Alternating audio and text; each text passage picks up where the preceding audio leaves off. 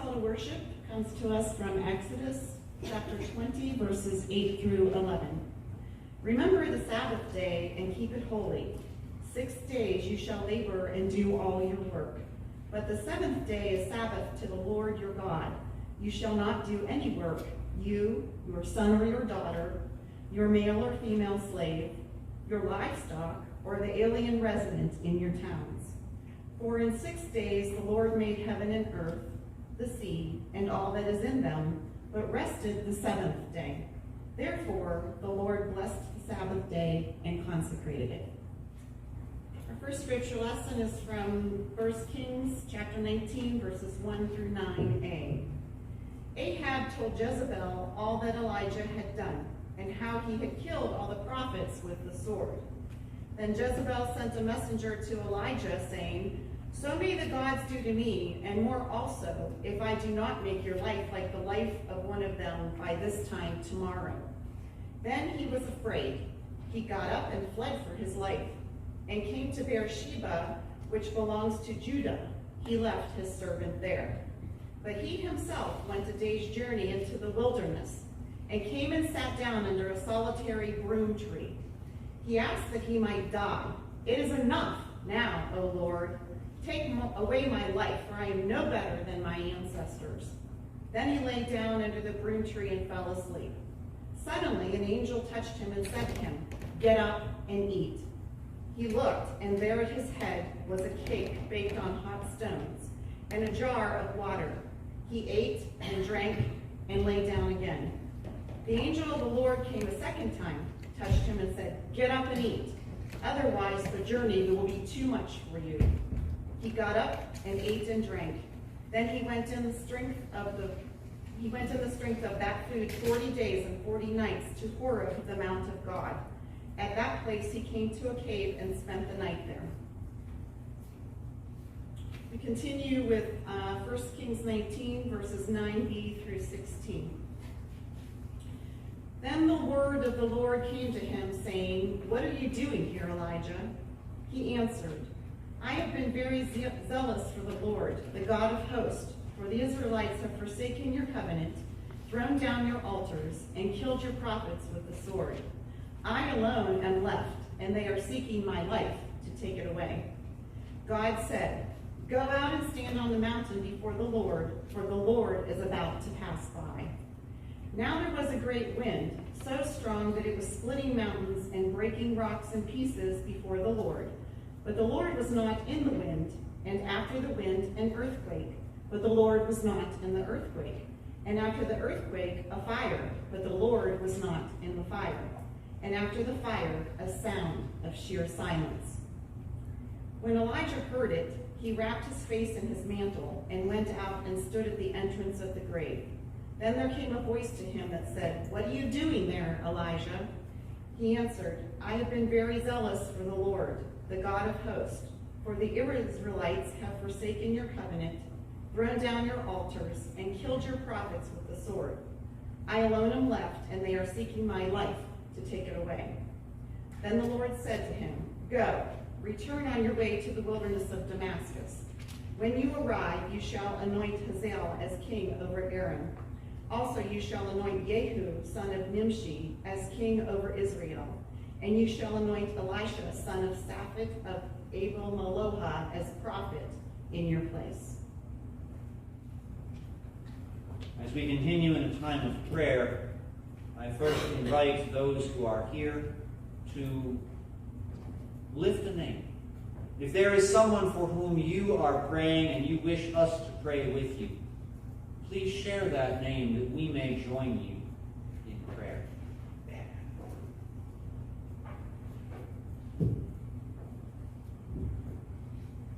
Lynn. First of all, Janet is ill this week, so pray for Janet. Also, Sean Cameron is having some trouble related to his breathing after he had the stent, so pray for Sean as well. I'm tired enough. The first name walked out of my head. Janet. Janet. Thank you. Our prayers are with Janet, and our prayers are with Sean. Diane? Jennifer Doan, who had back surgery. Our prayers are with Janet Perdone for continued recovery. My son Ryan and his girlfriend Tara are recovering from COVID. They were quite ill this past week, but doing better. And my friend Kim McIntosh had a bone marrow transplant 30 days ago and had to go back in the hospital. Prayers are with Ryan and Tara, and our prayers are with Kim and all of the doctors that are still working to help her in her recovery. Are there others?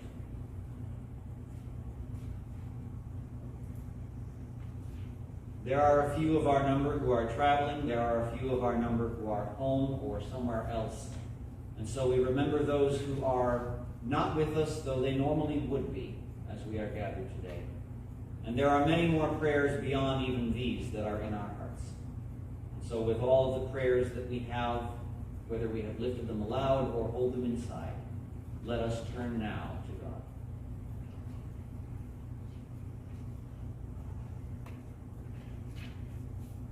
O God, who calls us from death to life, with people of all times and all places, we give ourselves to you, for you alone are holy, and you call us to holiness day by day, moment by moment, breath by breath.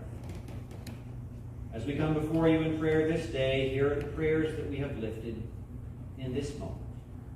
The names that we have spoken aloud, the worries that we have kept to ourselves, the needs we see around us, and all of the facets of the reality of our situation in the world. If we are honest with you, O God, we are tired. We are stressed. We are very aware of our own shortcomings and all of the challenges around us that we are facing, or will face, or may face, or are afraid to face, or have been avoiding facing. Remind us nonetheless, O God, that you are not simply the one who gives us happy moments, but you are, in fact, the source of our joy, deep joy, that comes from knowing your presence with us even in moments when we are not happy, even when we are stressed or scared or exhausted. We give you thanks, O God, for your abiding presence with us in this moment and in all of our moments, and for the simple fact of your grace that calls to us and does not stop. Help us, O God, to hear your voice whispering to us in the silence. You who are weary, come home. Amen. We turn now to the words of Mark's Gospel, a lesson that picks up in the middle of a story, although we're not going to hear what happened before it exactly, and we're not really going to focus today on what happens after it. I want us instead to pay close attention to what happens in this moment. The apostles gathered around Jesus and told him all that they had done and taught. He said to them, "Come away to a deserted place all by yourselves and rest a while." For many were coming and going, and they had no leisure even to eat. And they went away in the boat to a deserted place by themselves. Now many saw them going and recognized them, and they hurried there on foot from all the towns and arrived ahead of them. As he went ashore, he saw a great crowd, and he had compassion for them, because they were like sheep without a shepherd. And he began to teach them many things. Tomorrow would be my father's 86th birthday. I started seminary, as it turns out, 50 years after he graduated from his. So we spent the last decade of his life having a lot of fun conversations about how the world had changed, and also new understandings of theology, evangelism, ministry in its many forms, and the presence in my training of a new concept that had not been present when he was in seminary: the need for self-care. There's a lot of conversations on this particular topic that have been gaining traction and showing up in the world more and more each year, especially in this last decade. Last year at this time, for example, we were hearing news of an Olympian named Simone Biles and how she stepped away from a competition to avoid harming herself. Her decision shifted the conversation in the world about mental health and self-awareness, and while she did have some detractors and some people that complained, she also had a huge outpouring of support from a wide range of people, including Michael Phelps, who after winning, I don't even remember how many Olympic medals, then retired from competition and has spent the last few years advocating for in-depth, transparent conversations about sports, mental health, and well-being. Everyone's experience over the past few years, and especially as we have faced the pandemic, they have added so many dimensions to the conversations about mental health, stress, burnout. If you were watching the news at all in the year 2020, you heard stories of nurses and all the challenges they were facing. And let's be honest, many still are. And yes, our first instinct is to applaud all of the ones who rose to the challenge. But truthfully, not all of them did, or will, or can. Maybe you hadn't heard the term burnout before the pandemic, but this is not a new concept. I had a professor in seminary whose entire doctoral dissertation and focus was on the art of preventing burnout among caregivers, firefighters, nurses, doctors, paramedics in the city of Akron. Burnout happens. It happens to those people who spend their lives facing crises and chaos and caring for others in their most difficult moments. This includes people who take on the role of a 24/7 caregiver for another person, maybe an aging parent, maybe a spouse who has a chronic condition of some kind, maybe a child with a developmental disability. Burnout also impacts those people who live their lives paycheck to paycheck and they can't afford medical care. People who can't find the energy to look for hope.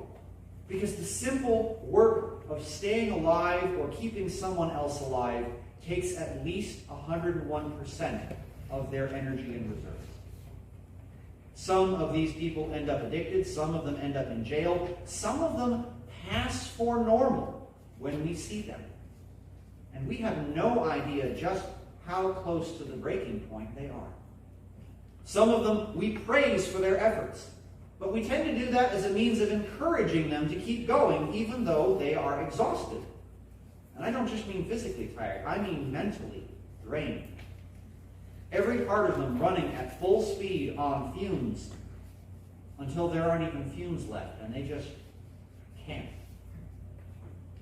You see, human beings are not machines. We can't just keep going. We are not the Energizer Bunny. If you ask any good coach or trainer, they will tell you, at least physically, that we need to rest and recover after a workout in order to have benefit from it to get any stronger or faster. And the same thing is true for our minds and our souls. Mental activity burns calories and wears us out. I found this out when I went to seminary. I did not understand walking in the door how hungry I would get from reading a book 4 hours a day. But I did. Emotional interactions do the same thing. Caring for another person, even if it's so fulfilling as you do that work, it is still work. And it can be very hard work. It can be overwhelming if you never get to rest from it.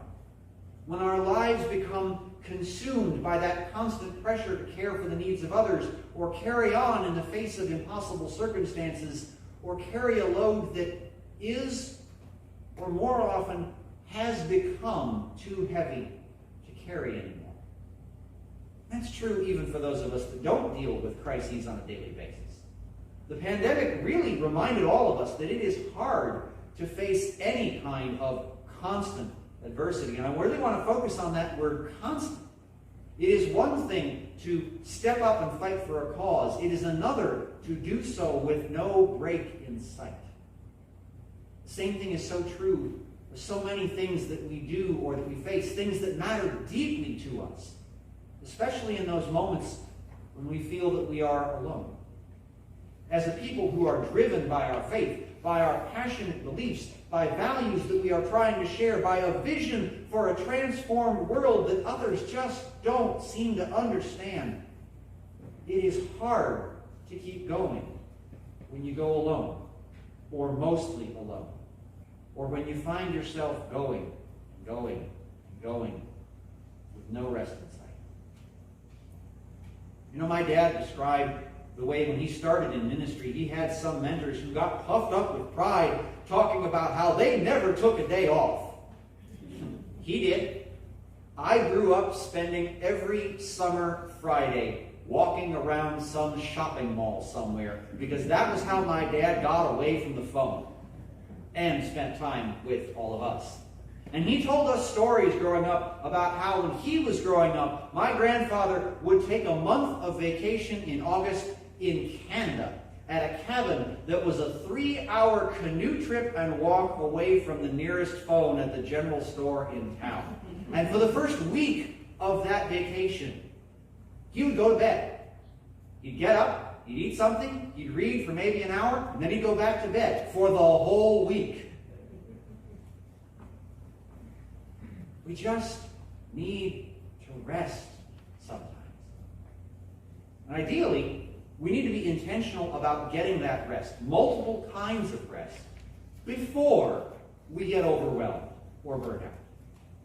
There's a Facebook post from a year or so ago that I believe it was a psychologist who posted it, naming 9 different types of rest. Listen to this list. Time away. Permission to not be helpful. I see that one resonates. Doing something unproductive. Connecting to art or nature. Solitude to recharge. A break from your responsibilities. Stillness to decompress. Time in a safe space. Time alone at home. That one got really hard to find for a couple of years there. Maybe you've experienced some of these. Maybe you need to. Oh, and I would add one more just with where we are today. Taking a Sabbath. See, we began our service today with the ancient reminder about rest. It comes from the 10 Commandments in Exodus. It's that commandment about taking Sabbath. One day out of every 7 when nobody works. Having recently moved in, I got a new stove yesterday that has a Sabbath mode in it, so you can tell the stove what to do on the day when you're not working. Why do we take Sabbath? Because God did. And then God told us to do the same thing. Because no matter how important we are not more indispensable than God. This is an idea that was unknown in the ancient world until the commandments were spoken. A day of Sabbath.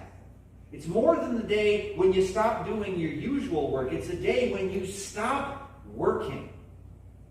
Sabbath is meant to be a day when we set down our tools, our plans, our burdens, our stress, and we just let God handle it for us.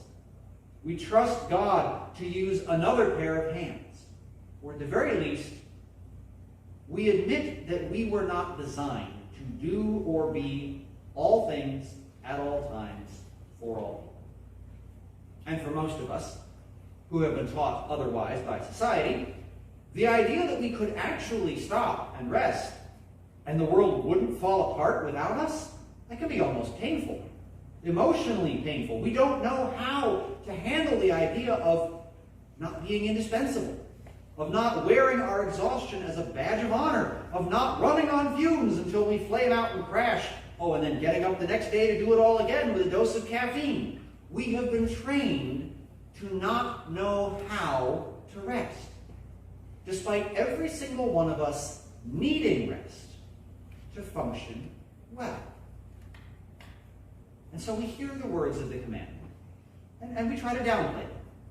And we hear that well-known phrase from Jesus, "Come unto me, all you who are weary and carrying heavy burdens, and I will give you rest.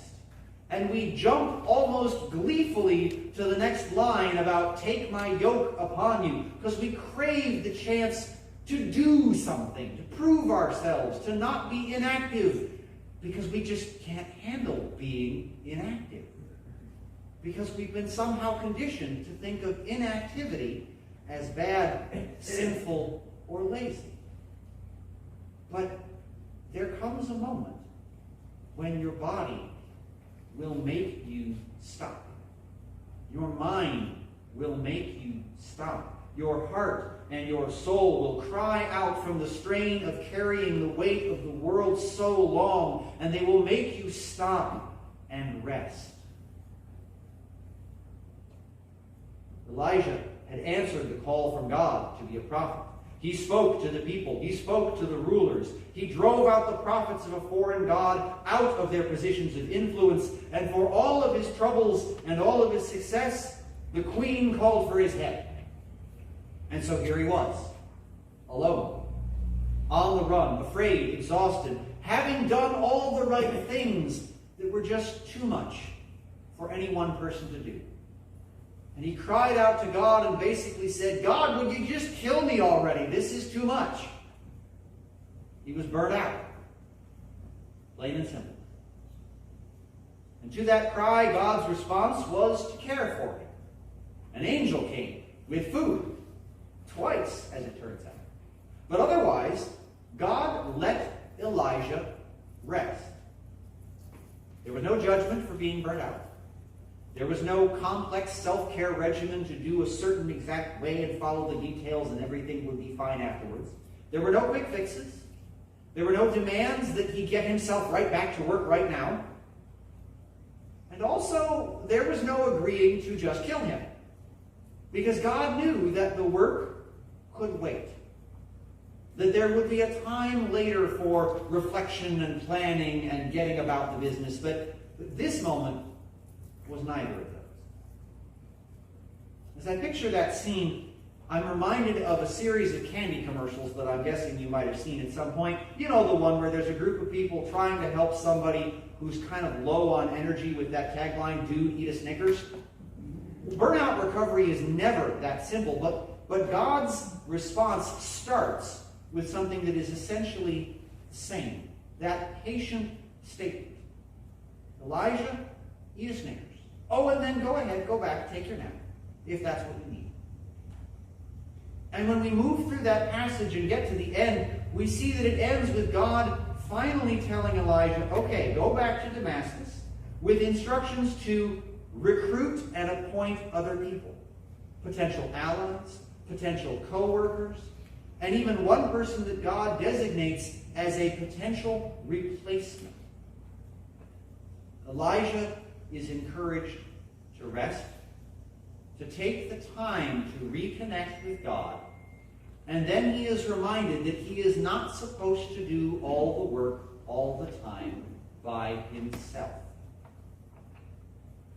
Now, we could be like Elijah and wait until we are actually burnt out to rest, or we could be proactive about it. To be proactive, of course, requires a few things. It requires a certain level of self-awareness that is not always easy to find. It requires a community around you to support you and encourage you and, frankly, remind you to rest. It takes a little planning. Or that could be planning that someone else does on your behalf. That lesson that we heard from Mark today, the gospel lesson, it happens right before Jesus feeds the 5,000, and it happens right after the disciples have been sent out to try their own hands at being prophetic, or healers, or advocating for the poor, or whatever other task it was they felt called to do as disciples of Jesus in the world. But in this moment, as they came back together, Jesus was very intentional about inviting them to rest with him.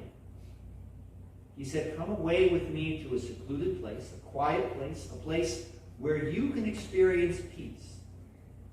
A place where you can share your stories together, but also where you can all rest from the work. And he did this knowing that there was still a great need in the world. In fact, it followed them, and it found them, and Jesus would get back to work soon after. But he took that moment and he invited his disciples to do the same. Maybe the world is heavy for you. Maybe you are struggling to carry a responsibility of caring, or you're struggling because you have had to carry on for so long without a break. Maybe you know that you're going to have to get up and keep going soon, and the thought of facing that work again is getting really hard to get excited about. And it's not necessarily that the work is hard or heavy or that you are weak or lazy. Maybe you just need to rest a while. Get your strength back. And let God call somebody else to help you out. And if it's hard to let go of the idea that no one else can do what you do, I get it. I really do get it. But you have to. We all have to. Because we all need to take care of ourselves, including our mental and spiritual health. And the first step is to take a real Sabbath. To rest.